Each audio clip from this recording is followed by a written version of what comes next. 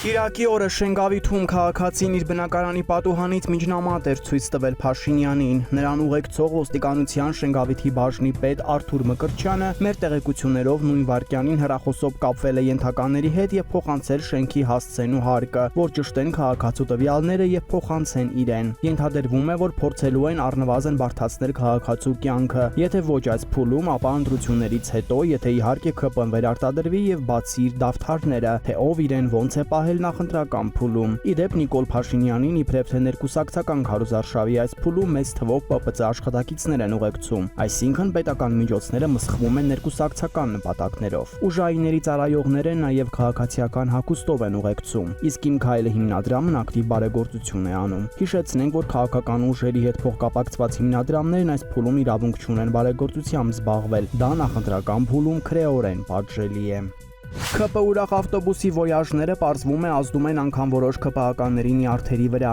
նույնիսկ նրանց, ովքեր այդ ավտոբուսի ուղևորներ են։ Մեզ բողոքեցին, որ իրենք ընդհանրապես որպես ֆոն բուտաֆորիա են ծառայում Փաշինյանի համար։ Նա գրեթե միայնակ է տանում քարոզարշավը, ինքն է որոշում ում իր մոտ կանգնեցնի, նստեցնի, կանչի եւ այլն։ Շատերը հեռվից հետևում են նրա քաղաքացիների հետ հանդիպումներին, երբեմն անգամ ավտոբուսից չեն իջնում։ Ժամանակին սուպեր լիդերությունը մերժող առաջնորդը միապետ է դարձել, որը գնահատում է այն նազիր վեզիրներին, ովքեր առավել ջանասիրաբար են կատարում ուսապարկի դերը եւ իր հրահանգները։